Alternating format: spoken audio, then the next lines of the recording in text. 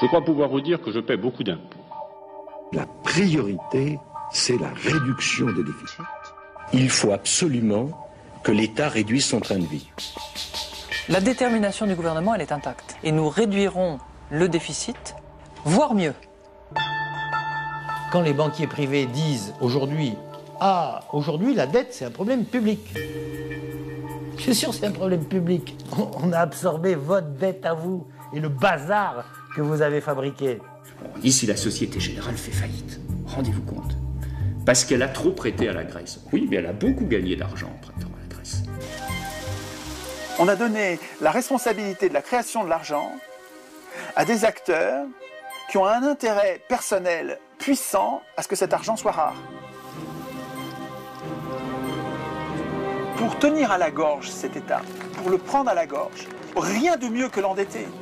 Tu l'endettes et tu lui interdis de créer la monnaie, tu l'étrangles. On commence par vous prêter de l'argent, et puis après vous ne pouvez pas rembourser, on augmente les taux, et à la fin on vous prend votre chemise. J'ai du mal à penser que lorsqu'on a mis en place ces politiques publiques, on n'ait pas réfléchi à l'époque à qui allaient être les perdants, qui allaient être les gagnants. 225 personnes qui ont l'équivalent du revenu de 2,5 milliards d'êtres humains, la monnaie n'est plus au service de l'échange. C'est de l'argent qui est au service de la domination.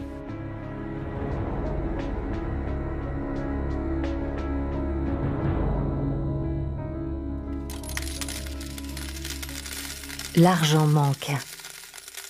L'obsession de la dette mine toute politique publique. Il ne s'agit plus de prévoir ni d'organiser, mais d'économiser sou à sou une richesse faite de jetons métalliques, tout droit sortis des banques centrales.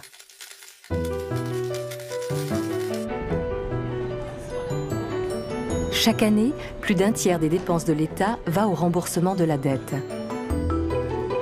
Premier poste budgétaire, le remboursement des intérêts et du capital représente 3 fois le budget consacré à l'enseignement scolaire, 8 fois celui consacré au travail et à l'emploi. Prêter directement aux États, c'est plusieurs centaines de milliards au niveau de l'Europe. Ce qui se passe, c'est qu'il y a trop de monde qui est venu. C'est des simples citoyens. Cette question de la dette qu'ils entendent tous les jours à la télévision les interroge. Il y a un matraquage médiatique et politique sur cette question. Et donc, ils viennent ici pour essayer de comprendre tous ces mécanismes. Je ne vois pas ce qui pourrait m'empêcher de penser que même en situation de crise ultime de l'euro, l'Allemagne n'est pas encore prête à accepter l'intervention massive d'une banque centrale. Je viens ici chercher des informations que je ne trouve pas ou que je ne comprends pas forcément quand ça passe dans les médias. Je veux bien soigner, on va dire, les problèmes au quotidien des personnes pauvres, etc. Mais je veux bien comprendre les causes qui conduisent à ça, quoi. Aujourd'hui, la question de la dette, utilisée par les pouvoirs en place au niveau mondial et en particulier européen, elle sert à la mise en place de politiques d'austérité. Mais pour démontrer cela, il faut qu'on démontre aussi comment a été constituée la dette, de quoi aujourd'hui elle est constituée, et quelles sont les alternatives possibles à ce système-là. Le mécanisme de la dette, il est produit par 2 phénomènes. D'un côté, l'essentiel de la création monétaire devient privé et avec intérêt, alors qu'on avait une création monétaire publique et sans intérêt. Et le deuxième phénomène, ce sont les exonérations d'impôts. Bon. Alors, qu'est-ce qui se passe ? Par exemple, la Cour des comptes a mis en évidence dans un pays comme la France qu'il y avait eu 100 milliards d'exonérations fiscales de toute nature au cours, par exemple, des 10 dernières années. Qui bénéficie de ces exonérations fiscales ? Les catégories les plus riches. Avec ce revenu supplémentaire, elles vont pouvoir prêter, et notamment prêter aux États. Donc elles payent moins d'impôts, elles gagnent une première fois, et avec ce supplément de revenus, elles vont pouvoir prêter notamment aux États, et elles vont recevoir les intérêts de la dette. Donc elles gagnent 2 fois. Les catégories les plus modestes, c'est le contraire, c'est la double peine. Elles ont perdu une première fois parce que moins d'impôts, ça veut dire moins de services publics, moins de transferts sociaux. Elles ont perdu une première fois. Et elles perdent une deuxième fois parce qu'il faut aller payer les intérêts de la dette. comme contribuable, et à ce moment-là, elle paye une deuxième fois. Donc le mécanisme de l'endettement est en fait un mécanisme qui creuse les inégalités. Aux côtés de Attac, le collectif pour l'annulation des dettes du tiers-monde participe aux audits de ces dettes contractées par les pays pauvres aux dépens de leur population. Forte de son expertise, l'ONG attire aujourd'hui l'attention sur les points communs entre dettes du tiers-monde et dettes des pays d'Europe. Le premier point commun, c'est les détenteurs de cette dette. Parce qu'on s'aperçoit de manière générale, de manière globale, que ce sont ces fameux marchés financiers, donc ces banques privées, ces fonds d'investissement, ces compagnies d'assurance, qui possèdent la dette de nos États au nord et la dette des pays du sud. Donc les créanciers sont les mêmes. Et le deuxième point commun qui est absolument frappant aujourd'hui, c'est les mêmes mesures que les gouvernements ont dû appliquer à la lettre sous surveillance du FMI et de la Banque mondiale, c'est-à-dire privatisation, licenciement dans la fonction publique. Donc là, ça nous ramène complètement à la situation qu'on vit actuellement dans les pays du Nord et qui, à chaque fois, est légitimée par cette dette. Donc on n'a pas le choix, cette dette est là, donc il faudrait appliquer ces mesures d'austérité. Donc voilà, il faut s'interroger sur la validité de cette dette, la légitimité. À qui a-t-elle profité? Est-ce qu'elle a profité à la population, à l'intérêt général? Si ça n'a pas été le cas, c'est une dette illégitime qui doit donc être mise en cause, en d'autres termes, qui ne doit pas être payée par la population.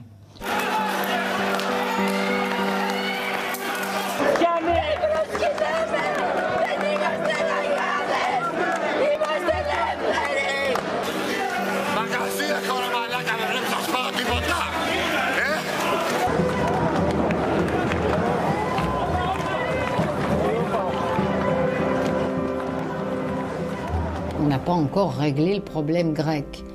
Parce que Mme Merkel voulait que les banquiers privés prennent leur part, parce que la Banque centrale européenne ne voulait pas y mettre la main. Et le problème grec, qui n'est pas au départ un énorme problème par rapport à l'ensemble de la zone euro et a fortiori de l'Union européenne, est devenu un problème politique maintenant. Je pense que la crise grecque a pris cette ampleur, d'une certaine manière, à cause, pas seulement de la BCE, à cause des autorités de l'Union européenne, de la gouvernance de la zone euro.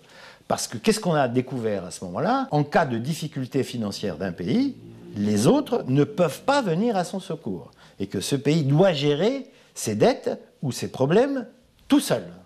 C'est la clause de non-solidarité. Bien. Quelle est la logique de cette clause de non-solidarité? Elle a été largement imposée par l'Allemagne. C'est l'idée qu'il ne faut pas encourager les pays à être dépensiers, donc on inscrit dans la Constitution qu'il n'y aura pas de solidarité à leur égard. Cette interdiction de mettre la Banque centrale au service des États a été inscrite dans le traité de Maastricht signé en 1992. C'est l'article 104. Il est interdit à la BCE et aux banques centrales des États membres d'accorder des découverts ou tout autre type de crédit aux institutions ou organes de la communauté.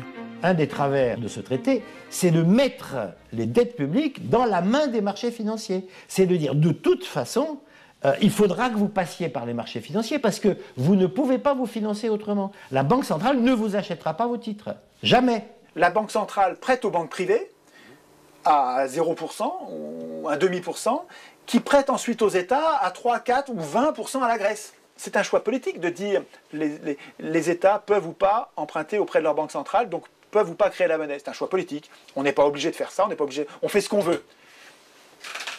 Pourquoi est-ce qu'on décide que l'État devra emprunter auprès des plus riches, auprès de ceux qui ont de l'argent, et donc leur payer un intérêt quand il aura besoin d'argent? Qui y a intérêt? Pour comprendre un crime, essayez de chercher à qui il profite.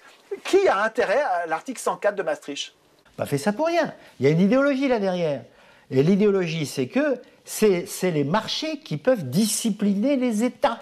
C'est-à-dire, sachant que les États devront, pour leur financement, passer par les marchés, et que les marchés ont le gros bâton de dire taux d'intérêt à 18% ou on ne vous finance pas, d'accord, on se dit, ah, ça va discipliner les États. Le taux d'intérêt est la punition. Elle est infligée par les agences de notation qui, à travers leurs notes, montrent leurs préférences.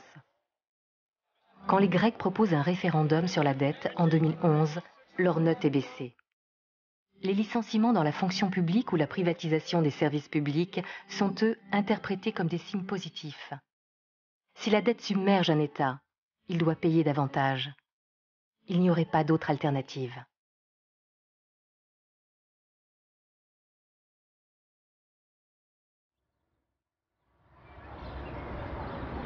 En Grèce, 600 ans avant Jésus-Christ, le législateur Solon interdit de réduire un citoyen en esclavage s'il ne peut payer sa dette. Un acte fondateur des premières démocraties athéniennes.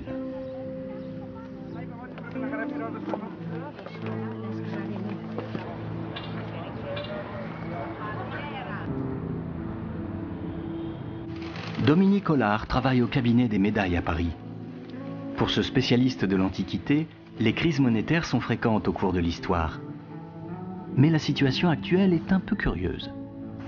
La Grèce, en tant que pays, devrait de l'argent à l'Allemagne, à l'Angleterre, à l'Union européenne, au Japon. Non, elle doit de l'argent à des banques privées qui lui ont prêté de l'argent à des taux qui peuvent être considérés comme quasiment usuraires, argent que ces banques n'avaient pas, mais qu'elles ont pu prêter en empruntant à des taux très bas sur des taux, de la finance publique mis à leur disposition par les États européens. Vous voulez dire que ce sont les États qui ont financé les banques privées, qui ont refinancé les États derrière? Absolument. Par rapport à la crise actuelle, là où un Romain sera extrêmement surpris, ou un empereur, ou même un banquier romain, c'est le fait que les États entiers, et des empires entiers, parce que les États-Unis, par exemple, sont à la taille d'un empire, soient désormais, ne soient plus maîtres réellement, de l'outil monétaire. Cette chute, cette perte de la main publique, de la res publica, de l'État, sur le contrôle des flux, je crois que c'est ce qui est le plus incompréhensible pour un homme de l'Antiquité s'il voyait ça de nos jours. C'est-à-dire qu'en fait, qu'en dernière analyse, ce soit un groupe mystérieux d'investisseurs sans visage qui puisse ruiner une économie sans que l'État, avec sa majesté d'État, puisse y faire quoi que ce soit. En dernière analyse, quoi qu'il se passe, et quelles que soient les contraintes externes ou internes, le dernier mot revenait à la puissance publique. Et je vous ai amené là deux monnaies qui parlent du même événement. Ce sont de très belles monnaies de bronze, des sesterces, mais alors noires parce qu'elles se sont oxydées. Au départ, ce sont des monnaies aussi jaunes que nos pièces de 50 centimes d'euros, à l'origine, leur vraie couleur. Des pièces de l'empereur Hadrien, bien connues. Et l'empereur Hadrien a, parmi d'autres empereurs de la période, il n'est pas le seul, fait des remises fiscales. Et sur les scènes que vous voyez là, vous voyez un licteur, c'est-à-dire un officier public représentant l'autorité de l'État, qui met le feu avec une torche à une pile de papier, de rouleaux, qui sont en fait les dettes, qui sont les registres d'endettement, puisque toute dette était évidemment enregistrée, les dettes vis-à-vis de l'État d'un certain nombre de particuliers de communautés. Là, vous avez la scène, vous voyez juste le licteur mettre le feu au registre de dettes, et là, vous avez le même licteur qui met le feu au registre de dettes, avec de l'autre côté des citoyens enthousiastes qui acclament évidemment cette action de remise fiscale. Une inscription nous a permis de savoir, indépendamment de ces monnaies, que c'est la somme de 900 millions de sesterces, qui est quand même une somme assez conséquente qui a été annulée.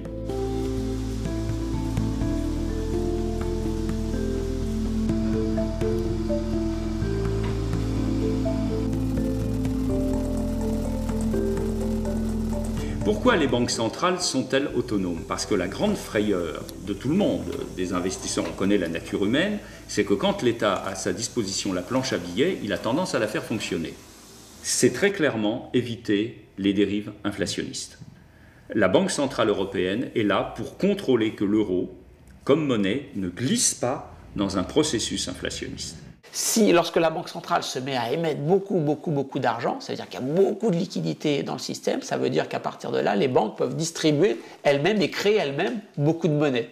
Et donc les Allemands disent, si vous créez beaucoup de monnaie, Si la Banque centrale crée beaucoup de monnaie et que ça permet aux banques de distribuer beaucoup de crédits, eh bien, les gens vont se mettre à acheter en veux-tu, en voilà tout style de produits. Et du fait que cette demande va être extrêmement forte, ça va faire monter les prix. Et une fois que vous avez commencé à faire monter les prix, les syndicats vont dire les prix montent et pas mes salaires. Donc il faut que vous augmentiez les salaires. Donc on rentre dans un cercle vicieux d'augmentation immaîtrisée de l'inflation. Et ça, c'est une crainte allemande qui joue beaucoup, hein. Mais qui est complètement irraisonnée aujourd'hui. Parce que compte tenu du faible niveau de croissance qu'il y a aujourd'hui en Europe, il n'y a absolument aucun risque d'inflation.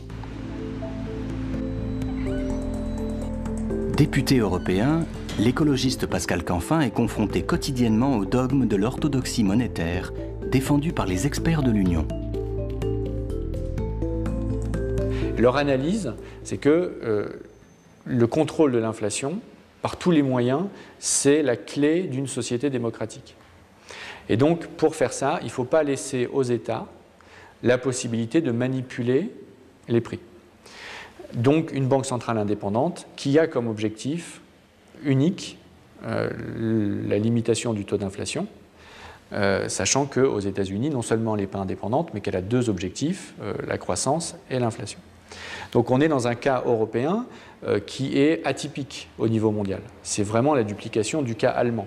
On a petit à petit privé les États des différents outils qui étaient à leur disposition pour contrôler, contribuer, co-gérer la création monétaire, pour en faire quelque chose qui relève exclusivement du dialogue, en quelque sorte, entre les banques privées et un seul acteur indépendant, statutairement, des États, qui est la Banque centrale européenne. Elle est en Allemagne, c'est pas un hasard, elle a été voulue avec ces statuts-là par les Allemands, ce n'est pas un hasard, c'est le spectre de la grande inflation des années 20, la République de Weimar, où du soir au matin, ou plutôt du matin au soir, quand vous sortiez de votre travail après une journée de travail, le niveau général des prix avait pu doubler dans la journée.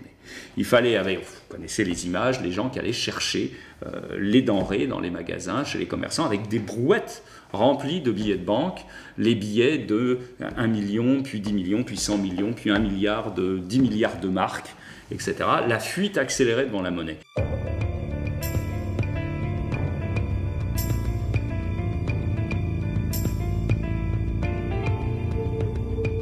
Ça a été un traumatisme là, majeur pour l'Allemagne, parce qu'ils ont lié ça, alors qu'il n'y a pas de lien direct, après, avec la suite de la grande crise, puis la guerre et l'économie de guerre, et du coup, l'orthodoxie budgétaire et l'orthodoxie monétaire, ne pas faire trop de monnaie et ne pas laisser les prix déraper, est une volonté politique absolue de l'Allemagne qu'elle a imposée à tous ses partenaires dans l'euro. Ça a surtout conditionné la façon dont l'Allemagne a voulu gérer cette crise de la dette publique européenne, hein. Elle l'a fait avec ce souvenir, effectivement, de à chaque fois qu'on crée trop de monnaie, ça se finit toujours dans l'inflation. Elle l'a fait aussi avec le souvenir de la façon dont l'Allemagne s'est reconstruite après la Seconde Guerre mondiale, avec ce qu'on appelle l'ordolibéralisme, c'est-à-dire un libéralisme qui doit respecter des règles extrêmement précises. Et une fois qu'on a les règles, on les respecte toujours. Et entre cette crainte du fait que toute intervention de banque centrale va se terminer affreusement dans l'inflation, et de l'autre côté le fait qu'une fois qu'on a une règle, on la respecte scrupuleusement, eh bien ça a conduit l'Allemagne à imposer au reste de l'Europe, et en relais avec Nicolas Sarkozy en France, à dire que, la Banque centrale européenne ne devait pas aider les États au moment de leur crise de dette, et que deux, les États s'étaient engagés lors de la construction de la monnaie unique à maîtriser leur déficit et leur dette publique, et donc la seule façon de s'en sortir quand on a une crise, c'est de faire de la vertu budgétaire généralisée. En 2010, embourbée dans la crise de sa dette, la Grèce perd peu à peu la main sur les décisions politiques. Sommet après sommet, réunion après réunion, elle se retrouve soumise aux diktats financiers imposés par l'Europe.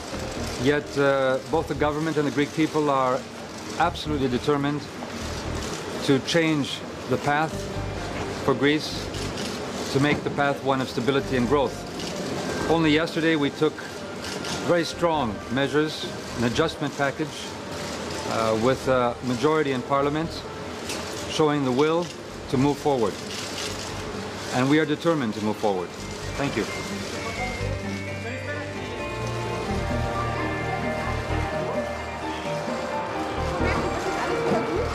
Guten Tag. Also ich freue mich erst einmal, dass wir heute im Deutschen Bundestag, im Bundesrat und jetzt auch vom Bundespräsidenten unterzeichnet, das Hilfspaket für Griechenland beschlossen haben.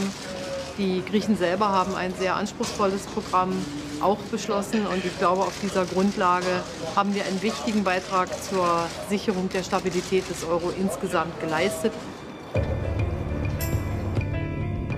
À l'inverse des autres banques centrales, les gouverneurs de la Banque centrale européenne s'obstinent à refuser de financer directement les États.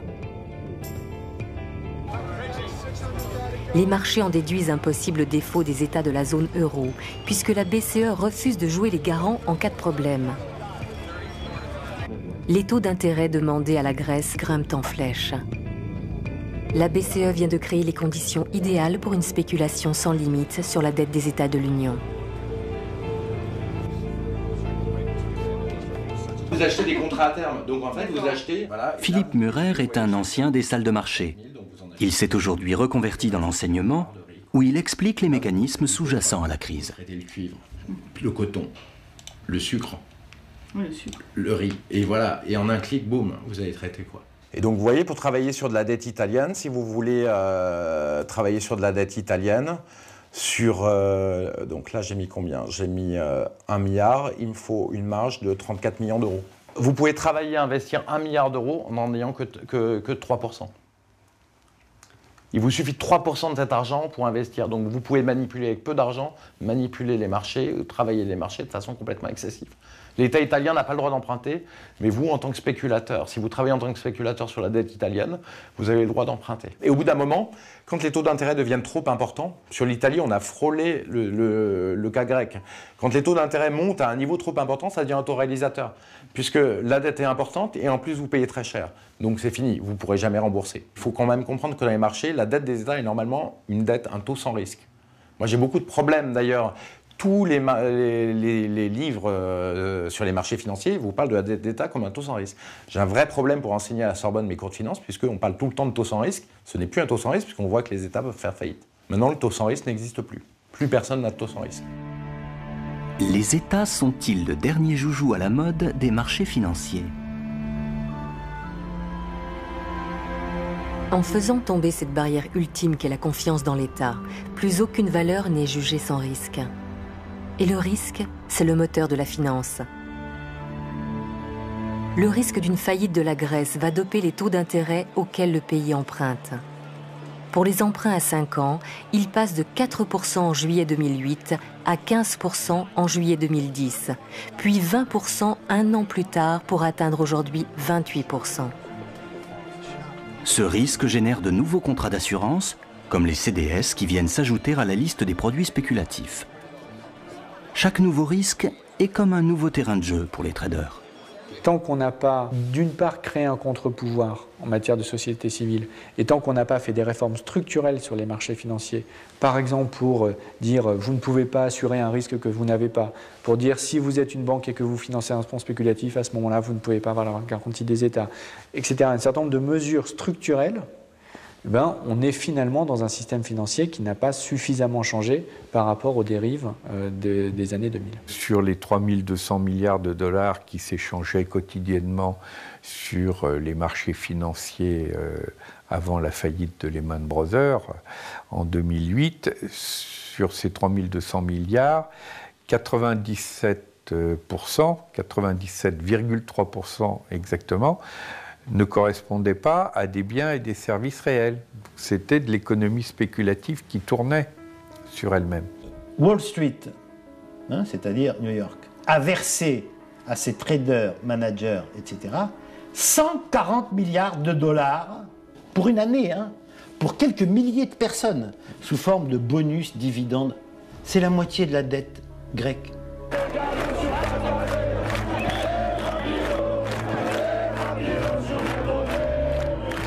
Et ce qu'on a développé, c'est ce qu'on peut appeler la planche à billets privée.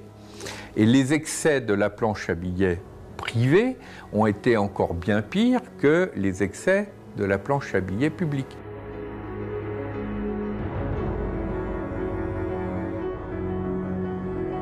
On a prêté 500 milliards d'euros aux banques à 1% à 3 ans en décembre, la Banque Centrale Européenne. La Banque Centrale Européenne reprête 500 milliards d'euros aux banques a priori fin février.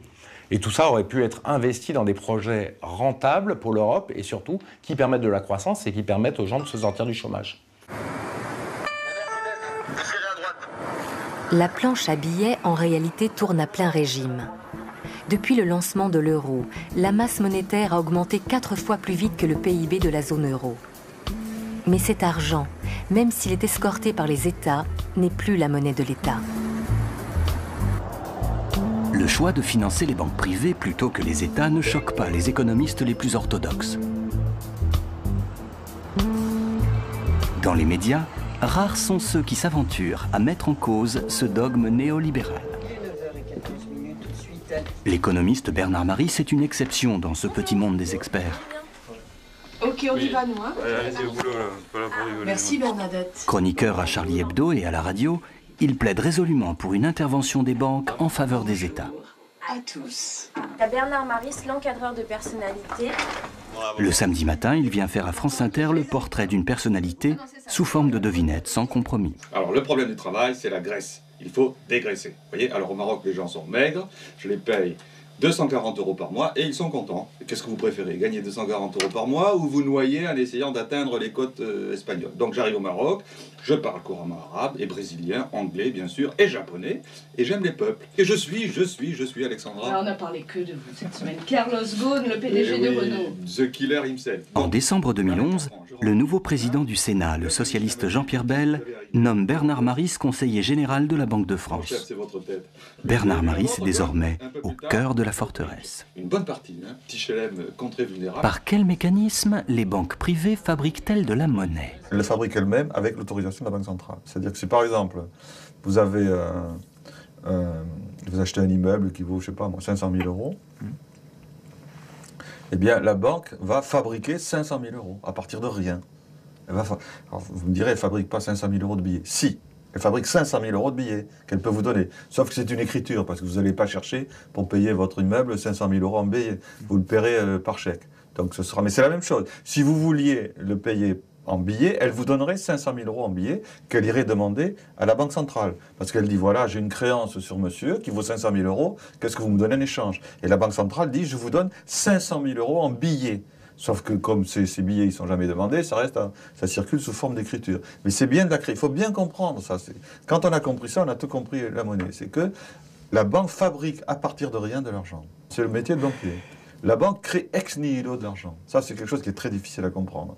Pour créer de l'argent, une limite est toutefois posée aux banques commerciales. Elles doivent déposer à la Banque centrale une partie de leurs avoirs qui agit comme garantie. Contre 1 € déposé en garantie à la Banque centrale, les banques ont l'autorisation de créer 9 € supplémentaires. Le livret d'un client à 10 000 € permet à la banque de créer 90 000 €. La multiplication du crédit est sans limite, mais elle est détenue par une banque centrale qui ne prête pas aux États. La création de monnaie grâce au crédit passera exclusivement par les banques privées. Quand vous venez chercher de l'argent, la banque l'a pas. Vous dites, je voudrais emprunter 1 million, ok, il n'y a pas de problème, la banque ne l'a pas, elle va vous les créer. Elle va écrire dans un compte, je vous les dois, et vous me les devez. Et c'est équilibré, puisque la banque crée 2 dettes. Elle crée une dette qui dit, moi banque, je dois ce million, pour vous achetiez votre maison, je vous dois 1 million, ça c'est la monnaie, qui va circuler d'une banque à l'autre. Et de l'autre côté de son bilan, elle écrit, et vous me les devez. Voilà, c'est ça la création. C'est aussi simple que ça. La banque, quand vous venez la voir, n'a pas la monnaie, et elle crée 2 dettes, la sienne tout de suite et la vôtre plus tard. C'est ça la monnaie. Et quand vous remboursez cette monnaie, à chaque fois que vous remboursez, les 2 dettes disparaissent, et à la fin du remboursement, la monnaie a disparu. C'est enfantin. Face à la crise de la dette, le débat public s'intéresse de plus en plus au rôle que les banques centrales pourraient tenir dans le financement des États. Dans ces salons du quartier de l'Opéra, la Banque de France organise un colloque autour de cette question extrêmement sensible qui a toujours divisé les économistes. C'est vrai qu'aujourd'hui, on a cette chose assez paradoxale, c'est qu'on crée de la monnaie massivement pour l'économie, à travers les banques, et donc en fait on fait du crédit à des taux proches de 0 aux banques, qui elles-mêmes vont reprêter à des taux positifs, de sorte qu'en quelque sorte on subventionne les banques directement, alors que les États qui ont bien besoin de ça sont obligés d'emprunter à des taux sensiblement plus élevés. Et ce paradoxe-là n'est pas résolu. Et très clairement, on pourrait imaginer que les banques puissent être contraintes, par exemple, à prêter aux États dans des proportions de ce qu'elles font à l'échelle de l'ensemble de l'économie. L'intervention des banques centrales en faveur des États est interdite par les traités européens. Alors, le retour à une monnaie nationale sous l'égide de la Banque de France remettrait-elle la création monétaire dans la main de l'État ? En réalité, depuis sa création, la Banque de France n'a cessé de lutter pour son indépendance. Les premiers faits remontent à 1799. 3 mois après le coup d'État du général Bonaparte, un groupe d'hommes d'affaires français mené par le banquier suisse Jean-Frédéric Pergaud demande à voir l'empereur. Il sollicite l'autorisation de créer une banque d'envergure nationale. C'est une date, vous savez, le 6 février 1800. C'est la date pratiquement de la création de la Banque de France.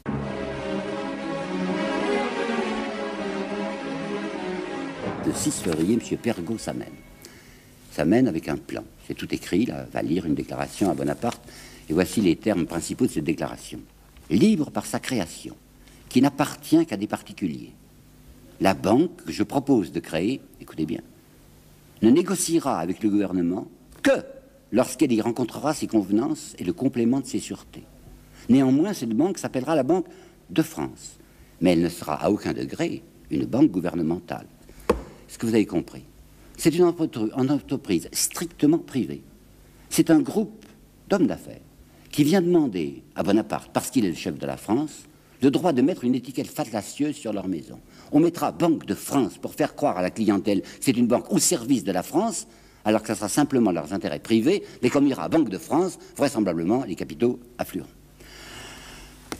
C'est le 6 que Pergaud fait cette proposition assez inouïe à Bonaparte. Le 13 février, Bonaparte acquiesce. La Banque de France est ainsi officiellement créée sur cette ambiguïté. Public ou privé, le mélange des genres est consommé. Au XIXe siècle, le principe c'était que la Banque de France était indépendante, mais elle avait des missions de service public qui lui étaient en quelque sorte confiées et qui se traduisaient par le fait que le gouverneur était nommé par l'État. Mais les décisions étaient prises par des banquiers privés qui siégeaient à ce qui était le conseil d'administration de la banque, qui se réunissaient toutes les semaines et qui prenaient toutes les décisions importantes. Donc la banque était indépendante et elle ne prêtait pas d'argent à l'État, etc. En 1914, il y a un choc majeur, c'est qu'il y a une guerre, on est sur le point de perdre la guerre, et face à cette situation majeure, la Banque de France se met à prêter, pas directement à l'État, mais en fait de plus en plus directement à l'État, et elle prête des quantités très très importantes. Et à la fin de la guerre, elle va continuer à payer pour la reconstruction, etc., de sorte qu'on va avoir en 10 ans, 1914-1924 à peu près, multiplié par 10 la circulation monétaire de la Banque de France, les prix ont été multipliés par 5, et les rentiers qui étaient l'assise de la société bourgeoise de la fin du XIXe siècle sont tous ruinés. Pour la banque, c'en est trop. D'autant que le gouvernement Herriot du cartel des gauches a l'intention de combler le déficit qui perdure en augmentant les impôts. La Banque de France cherche à stabiliser la monnaie. Le gouvernement est d'accord avec cette politique, mais considère que la manière de le faire, c'est d'augmenter fortement les impôts pour que le budget soit équilibré et que par conséquent, il n'y ait plus besoin d'emprunter à la Banque de France. Ce qui est complètement raisonnable. Le problème, c'est de savoir quels impôts on augmente. Évidemment, les régents de la Banque de France n'ont pas les mêmes idées sur les impôts qu'il faut augmenter que le gouvernement de gauche. Et surtout, ils menacent de faire encore plus grave que d'augmenter les impôts sur le revenu, ils menacent de taxer le capital. Et ils menacent de taxer le capital à des taux qui sont beaucoup plus élevés que ceux de l'impôt sur la fortune aujourd'hui, parce qu'ils pensent qu'en gros, il faut prendre une partie du capital, pas juste taxer les revenus du capital implicitement. Il faut prendre une partie du capital, et puis après, ce sera fini. Et ça, c'est absolument hors de question pour les détenteurs du capital qui disent « mais non, il faut augmenter la TVA, parce que la TVA, tout le monde la paye, mais ce sera presque rien pour chacun, et donc ce sera fini. » On connaît, c'est les mêmes questions, hein, toujours.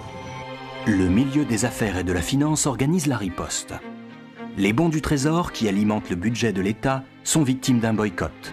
Herriot dira qu'il s'est heurté au mur de l'argent. Le gouvernement Herriot, il est piégé parce que la dette à court terme, la dette flottante, est tellement importante que le simple fait que les gens cessent de renouveler la dette flottante suffit à mettre le gouvernement au bord de la faillite. Et comme il est au bord de la faillite, il est obligé d'aller voir la Banque de France. Et la Banque de France lui dit « Vous voyez que vous ne pouvez pas vous passer de nous ». Et à ce moment-là, politiquement, il est fini, il se casse la figure et le gouvernement change.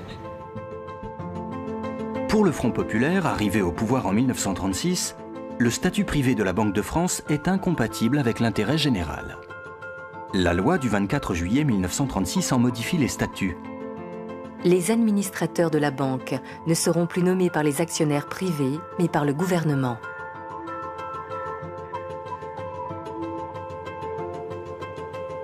Les gens s'interrogent sur l'utilité d'un contrôle par l'État du développement de l'économie.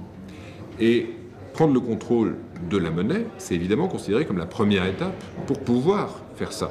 Et c'est ce qui va se faire en France en 1936, mais surtout en 1945, et qui va être continué quand même pendant toutes les années 40-50. Il y a le plan, qui est une grande institution, avec des instructions sur les activités à financer, les activités dans lesquelles il faut investir. L'investissement est financé par des institutions de financement à long terme, mais en dernier recours, quand il n'y a plus assez d'épargne et qu'on veut quand même faire l'investissement, eh bien on porte ça à la Banque de France, et c'est la Banque de France qui finance. Laure Kenouel-Corr, chercheuse au CNRS, connaît bien cette période où la banque est mise au service de l'État. C'est la glorieuse époque du Trésor public, dont les anciens bureaux se trouvaient dans les bâtiments du Louvre jusqu'en 1989. C'est-à-dire qu'on considère que les dépenses publiques de l'État, les dépenses d'investissement, vont permettre de réamorcer la pompe de la croissance.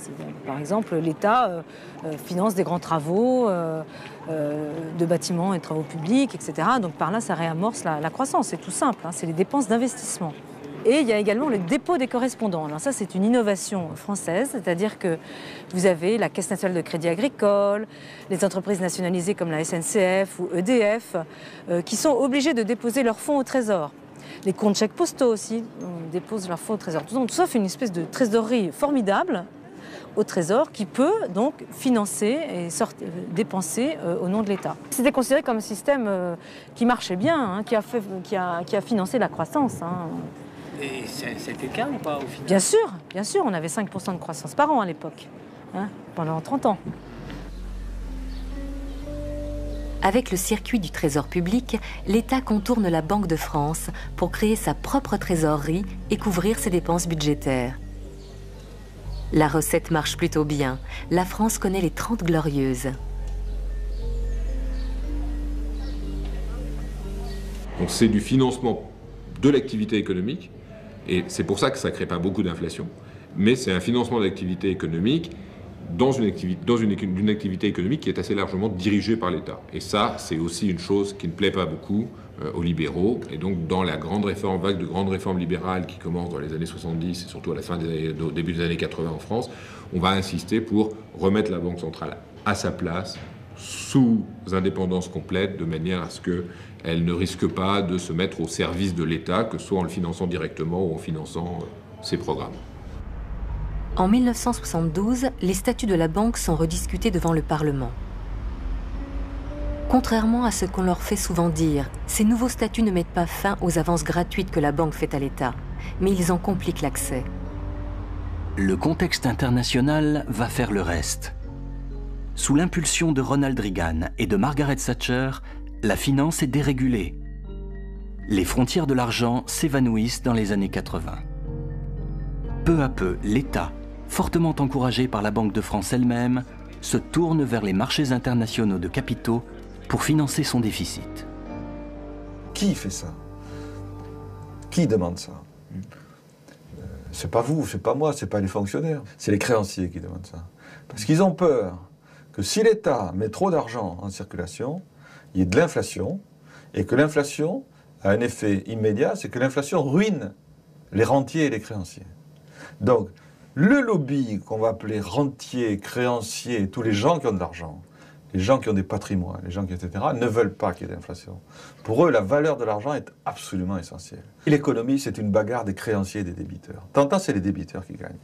Les débiteurs, c'est les salariés et les entrepreneurs. Donc, eux, ils ont intérêt à ce que l'argent se dévalue. Ils ont intérêt à ce que la banque soit contrôlée par l'État. Ils ont intérêt à ce qu'il y ait beaucoup de liquidités qui circulent. Ils ont intérêt à ce que les taux d'intérêt soient faibles. Et à partir de là, comme eux, ils se sont des débiteurs, leurs emprunts, ils les remboursent vite. Les autres, les petits propriétaires, ceux qui ont des patrimoines, ceux qui ont placé de l'argent, les rentiers, les gros propriétaires, etc., ils ont intérêt exactement inverse. En 1981, la gauche remporte les élections en France.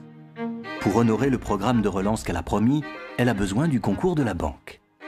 Nouveau bras de fer entre les services du Trésor public et le gouverneur de la Banque de France. On a un gouverneur de la Banque de France, Renaud de la Jeunnière, qui a une grande proximité, qui a été nommé par Valéry Giscard d'Estaing, qui a une grande proximité personnelle et idéologique, disons, avec le pouvoir sortant, et qui n'accepte pas la politique mise en œuvre par les socialistes à leur arrivée au pouvoir. Il faut bien comprendre que la politique que tentent de mettre en place les socialistes lorsqu'ils arrivent au pouvoir, elle est à contre-courant de ce qui est le courant Reagano-Thatcherien, on va dire, de la politique mise en œuvre aux États-Unis et en Grande-Bretagne, mais surtout de la politique mise en œuvre par certains des influents partenaires européens de la France, notamment de l'Allemagne. Et c'est aussi cet argument de la construction européenne que François Mitterrand et les socialistes vont utiliser en 82-83, lorsque va avoir lieu ce fameux tournant de la rigueur, cette réorientation de la politique économique menée par la France. C'est l'argument européen qui va servir à justifier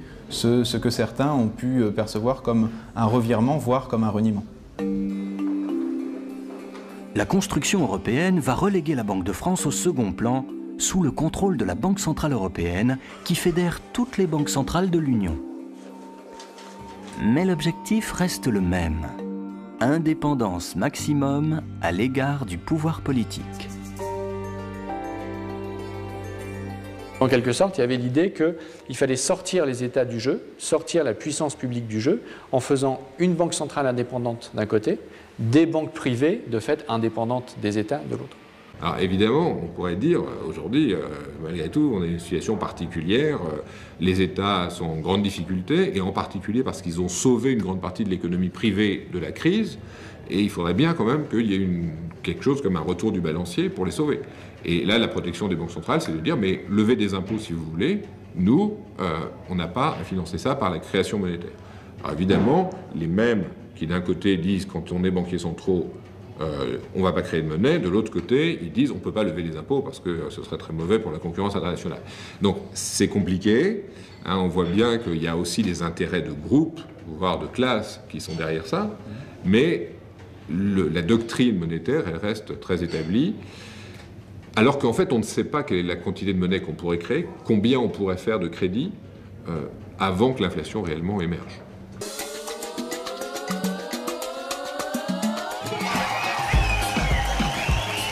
Prêter aux États est un mécanisme dans lequel la BCE refuse d'entrer, de peur d'y laisser sa monnaie. L'argent ne doit pas perdre de sa valeur, autrement dit, pas d'inflation. Toute sa politique monétaire tient dans ce concept. Sauf qu'aujourd'hui, ils sont un peu pris à leur propre piège parce que finalement, l'inflation telle qu'elle est définie dans le mandat de la BCE, c'est l'inflation des prix à la consommation, c'est-à-dire les prix des biens qu'on achète tous les jours. Il y a des autres prix qui sont le prix des actifs, c'est-à-dire non pas le flux, les biens qu'on consomme, mais le stock de patrimoine, et donc essentiellement les actifs financiers et les actifs immobiliers. Et quand on regarde, depuis qu'on a l'euro, l'évolution du prix de ces actifs financiers et l'évolution du prix de l'immobilier, on a une explosion de l'inflation. La grande majorité de la création monétaire s'est faite pour alimenter des marchés immobiliers et des marchés financiers qui ont généré énormément d'inflation. La bourse devrait s'effondrer et elle ne s'effondre pas. Pourquoi? Parce que les milliers de milliards, vous les mettez là, dans ce monde de riches, où vous poussez les prix à la hausse, parce que vous injectez du pouvoir d'achat, vous êtes en train, avec le même argent, notre argent à nous, qui nous sert, qui est si précieux, qui devrait garder de la valeur, vous êtes en train de l'injecter dans des marchés financiers pour maintenir en survie, en respiration artificielle, des cours de bourse qui devraient s'effondrer, des richesses de banquiers qui devraient s'effondrer, ces gens-là devraient être ruinés, vous leur donnez de l'argent, l'inflation, vous la voyez là, c'est l'inflation des actifs. En réalité, l'indépendance de la BCE n'a pas empêché l'inflation des produits convoités par les banques et les marchés, sur lesquels ils investissent massivement leur pouvoir de création monétaire.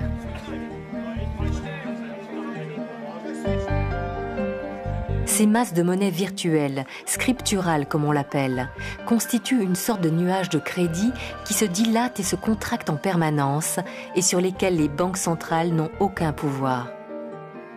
Une fois que la BCE prête de l'argent à une banque privée, à Société Générale, à BNP Paribas, elle n'a plus aucun contrôle, ni sur le taux auquel cette banque va prêter, ni sur ce qu'elle aurait fait comme prêt. Le pouvoir de création monétaire des banques est tel qu'il parasite le circuit de l'argent dans l'économie réelle.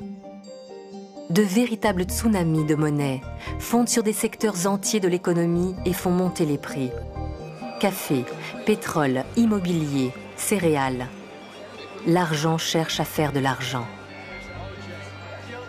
Dans les années passées, là, juste après la crise, la banque Morgan n'a pas perdu de plume. Dans les subprimes, ils ont vu venir le truc, ils se sont retirés avant, ils n'ont pas perdu de plume. Donc ils avaient un cash colossal. Et les cours de toutes les actions qui baissent,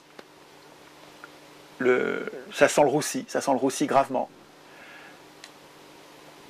Et ils se sont mis à acheter toutes les matières premières du monde. Le cuivre, les métaux précieux, le blé, le maïs, tous les produits agricoles. Ils se sont mis à acheter toutes les matières premières. Mais attends, acheter toutes les matières, ça fait une demande qui n'est pas une demande normale, c'est une demande de spéculation, ça. Et c'est une demande qui vient gonfler. En gonflant la demande, vous faites le mécanisme dont on parlait tout à l'heure, vous créez une rareté qui fait augmenter les prix. Et ça tombe bien, c'est ça sur quoi ils parient. Ils parient effectivement que les prix vont en monter, et comme c'est eux qui achètent et que les prix augmentent après qu'ils aient acheté, ils s'enrichissent en affamant des millions de personnes. C'est-à-dire que tous ceux qui pouvaient juste se nourrir, ils y arrivaient à peine. Avec le prix donné du blé ou du maïs ou du riz dans les différents coins du monde. Tous ces gens-là, pour qui le riz ou le blé devient plus cher, mais c'est juste, ça devient inaccessible. Et ils ne meurent pas aussitôt, juste ils mangent moitié moins de riz alors qu'ils ne pouvaient pas manger moins de riz. Donc ils commencent à crever de faim. Et crever de faim, ça prend des semaines de torture. Ils sont en train de mourir de faim là. Ils sont en train de mourir de faim parce que les banquiers, parce que Morgan a décidé que, effectivement, là c'est vraiment le moment d'acheter, c'est ça qui va manquer au monde. Donc c'est ça qu'il faut qu'on ait acheté. De toute façon, on a du cash. Il faut qu'on l'utilise ce cash. Enfin, je veux dire, là on a un problème. Où est-ce qu'on peut le mettre? Un endroit où c'est sûr, ça va monter, ça ne va pas baisser.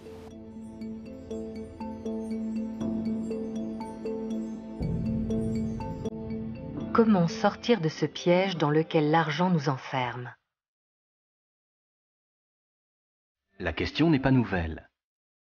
Après la crise de 29, le député Jacques Duboin s'étonne de ces crises à répétition dans un monde où progrès techniques et scientifiques rendent l'abondance possible.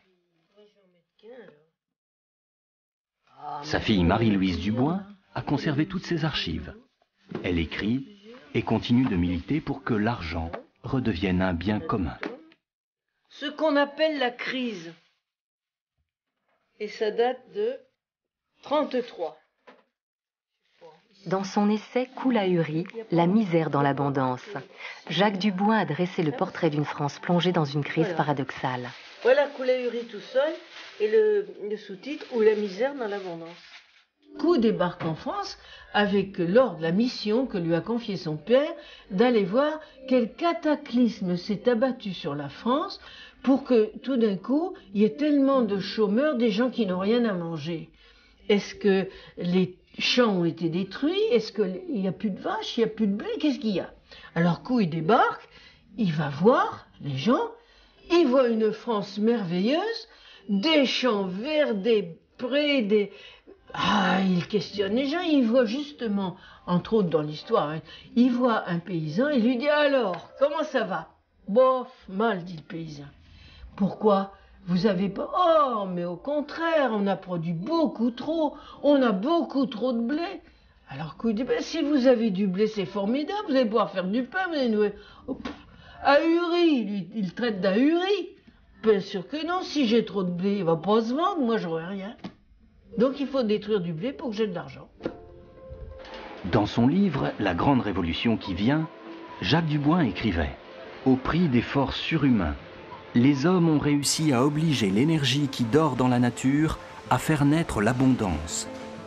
Et ils n'ont rien eu de plus pressé que de lui déclarer la guerre afin de ressusciter cette bienfaisante rareté qui permet de gagner de l'argent. Comment peut-il y avoir surproduction alors que des milliers de familles continuent de manquer du nécessaire ? L'argent, tel qu'il est aujourd'hui créé par les banques, est-il encore le meilleur moyen de répartir les richesses de nos sociétés? Ces considérations n'ont rien perdu de leur actualité. Pour Marie-Louise Duboin, notre système de création monétaire n'est pas adapté aux besoins de nos sociétés. La banque a un raisonnement, un objectif, des critères, le rendement que ça rapporte. Que ce soit une collectivité locale, un individu ou maintenant un État, mais ce n'est pas son problème. Son seul problème, c'est que si elle crée de l'argent, j'allais dire si elle prête, parce que le mot est un peu ambigu, si elle crée de l'argent pour un client, c'est pour que ça lui rapporte. Si vous venez dire, je veux créer, oh, je vois dans mon entourage des gens qui sont seuls, il faudrait un bâtiment bien fait, avec de l'air autour, du personnel un peu compétent, qui sache les aider. Alors peut-être qu'avec le temps, je pourrais vous rembourser, mais pas très vite. Et puis les intérêts, faudrait pas... Alors le banquier dit, arrêtez, ça m'intéresse pas. Qui décide de ce qu'on va faire? Mais ce sont les investisseurs, ce sont les gens qui ont l'argent et qui vont décider où ils le mettent. Et ils ne le mettent pas en fonction des besoins. Si demain on fait du bio, on n'en fait pas. Si demain on fait, je sais pas moi, des énergies renouvelables ou pas, c'est uniquement si la banque a décidé que c'était rentable.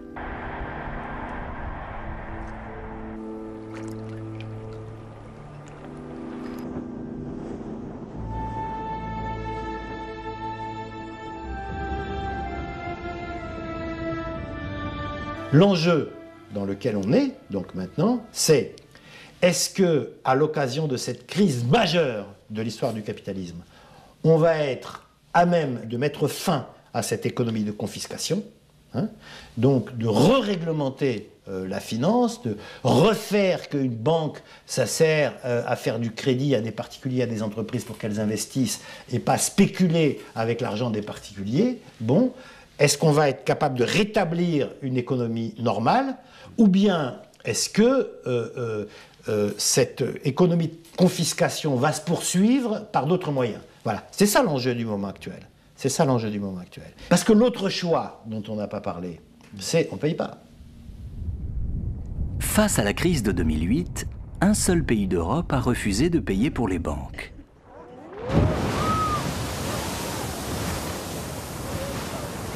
L'Islande.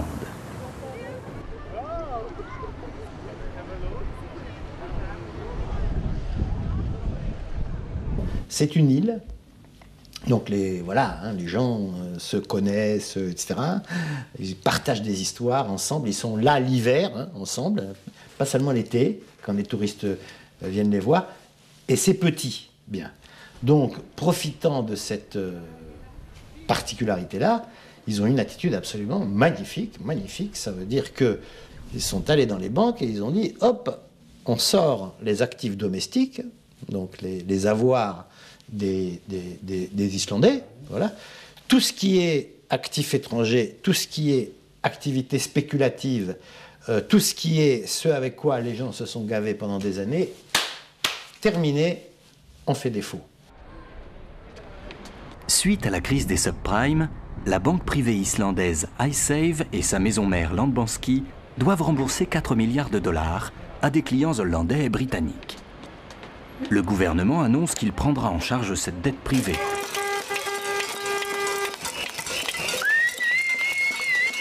Face à cet engagement qui menace de plonger le pays dans la récession, la population s'indigne et encercle le Parlement nuit et jour pendant des semaines.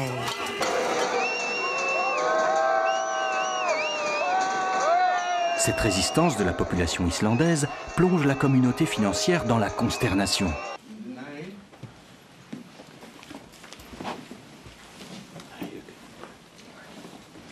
On prédit à l'Islande la sanction des marchés et la récession si elle s'obstine à ne pas payer.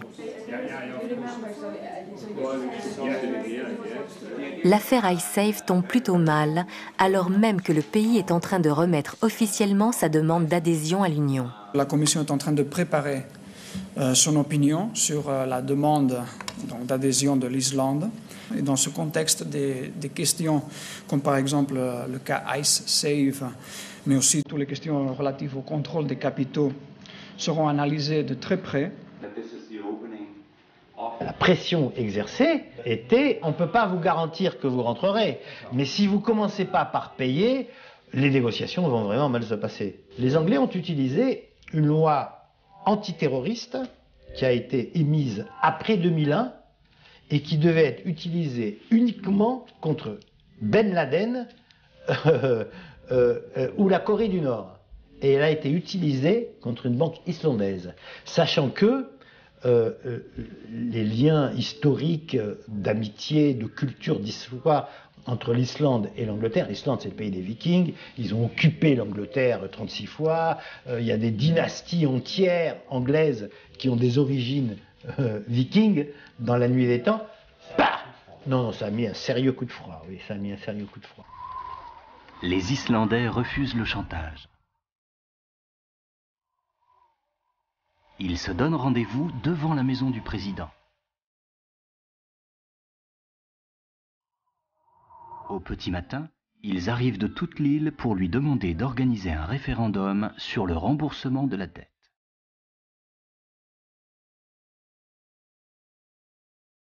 Ils apportent au président une pétition signée par un quart de la population.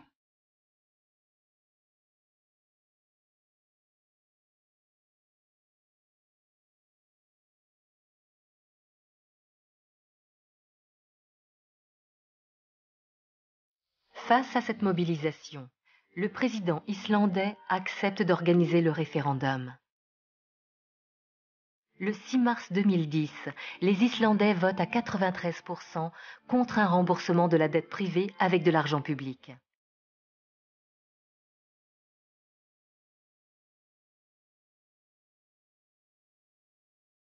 Ce qui s'est passé en Islande, c'est ça qui est normal. C'était une dette privée de banquiers privés vis-à-vis de banques privées. On ne peut pas payer, on fait faillite. Et donc celui qui a prêté indûment subit. Je veux dire, la situation dans laquelle on met l'État responsable d'une dette privée est totalement anormale. L'enfer prédit aux Islandais ne se révèle pas si terrible. Au bout de 2 ans, le pays renoue avec la croissance. Un rétablissement plutôt rapide. Comme les choses vont mieux, une partie des actifs se valorise et reprennent de la valeur. Donc ce qui était totalement impensable à un moment, payer ces 4 milliards, le devient maintenant parce que les choses allant mieux, les actifs de Landbanski prennent de la valeur et donc ils peuvent imaginer payer 4 milliards et éviter une crise majeure.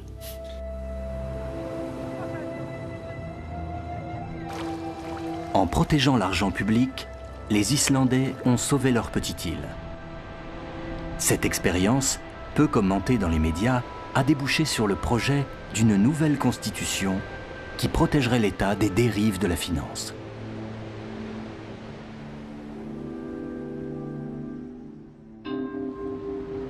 Quelle place tiendrait l'argent dans une société idéale ? C'est sans doute avec un brin de provocation que Pierre Robbat et sa compagnie de théâtre La Tribouille vont jouer une pièce intitulée Le radeau de la monnaie dans les murs de l'ancienne bourse de Paris. Oh, tu vois un peu ?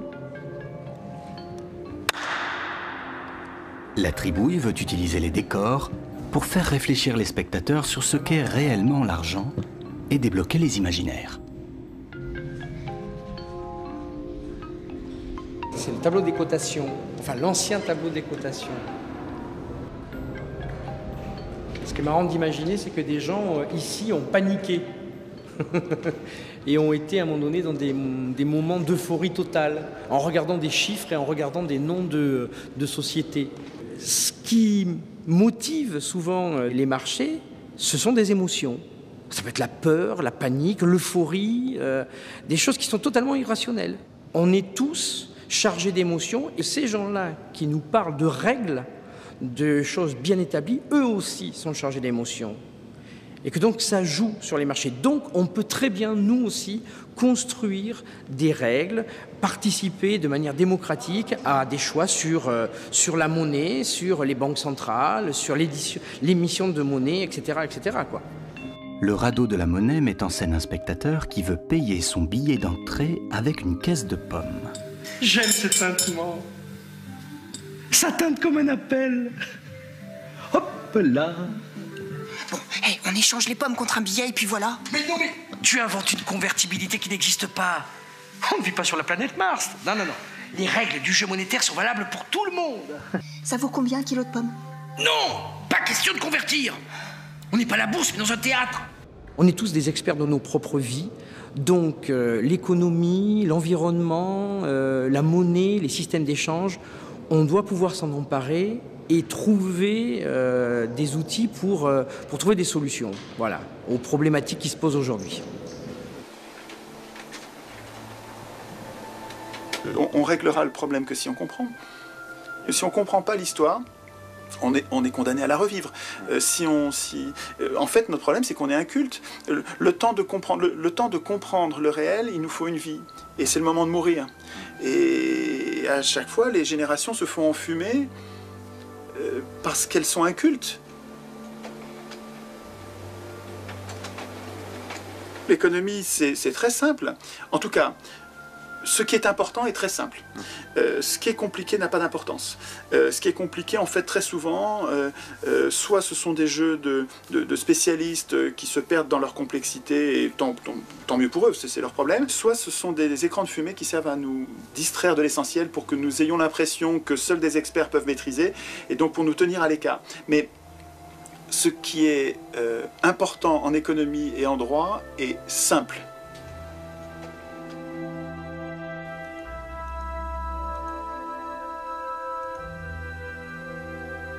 Que les deux grands fondamentaux sans lesquels il n'y aurait pas d'économie possible, c'est d'une part la nature et d'autre part les humains. C'est la loi de la palisse. Si il n'y a plus d'écosystème vivable, il n'y a pas d'économie, et s'il n'y a plus d'humains, il n'y a pas d'économie non plus. Donc quand on parle des fameux fondamentaux économiques, on devrait dire il n'y a de fondamentaux économiques que pour autant qu'il y a d'abord une préservation des fondamentaux écologiques du côté de la préservation de nos écosystèmes naturels et les fondamentaux humains, anthropologiques, sans lesquels il n'y a pas d'économie possible. Donc la monnaie qui n'est qu'un symbole n'a de sens que si elle garde un lien avec cette réalité qu'elle veut exprimer. Si la monnaie n'a plus aucun lien, ou si ce lien est complètement déformé, non seulement elle ne préserve pas ses fondamentaux écologiques et humains, mais elle a même tendance à les détruire. Le système s'est tellement appuyé sur les banques, a tellement remis les décisions essentielles dont je parlais tout à l'heure, dans la création monétaire, pour développer une branche ou une autre. Ils ont tellement remis ça aux banques qu'ils se disent, aujourd'hui, si les banques pouvaient plus, mais qu'est-ce qu'on ferait? Il faudrait qu'on décide nous-mêmes. Il faudrait qu'on prenne nos responsabilités. Mais alors peut-être on nous ferait des reproches, tandis que là, c'est pas notre faute, c'est le système. Là, on ne peut pas nier aujourd'hui que c'est un échec total. Enfin, je veux dire, le système financier dans lequel on est un échec total, sauf pour quelques-uns. Alors, est-ce qu'un système qui privilégie quelques-uns et laisse sur le bord de la route de plus en plus de gens est une réussite? Moi, je dis que c'est un grave problème pour nos sociétés. Certains trouvent qu'il suffit d'aménager simplement un peu la chose et puis ça ira un peu mieux, quoi. Mais ça, c'est des choix qu'on a à faire, nous. Choisissez votre banque. Vous avez besoin d'une banque dans laquelle vous allez déposer votre argent, soit pour de l'épargne, soit du compte courant. Vous n'êtes pas obligé de choisir la banque qui est la plus présente dans les paradis fiscaux, qui verse le plus de bonus des traders, qui finance des fonds spéculatifs. Vous n'êtes pas obligé de faire ça. Vous avez la liberté en tant que citoyen de choisir l'institution financière à laquelle vous faites confiance et où votre argent va être utilisé à des finalités qui sont ou pas en phase avec vos valeurs. Il faut, pour avoir un peu de temps, passer les 2 heures nécessaires à changer les prélèvements, etc. qu'on a fait. Mais est-ce que la responsabilité citoyenne, l'exercice de son pouvoir citoyen, c'est pas de passer ces 2 heures, de se poser la question et ensuite d'agir? Changer de banque suffira-t-il à faire changer la banque? Combien de crises financières privées deviendront-elles encore publiques, générant des dettes infinies? Combien de faillites seront-elles encore nécessaires pour que l'argent redevienne le bien public qu'il devrait être?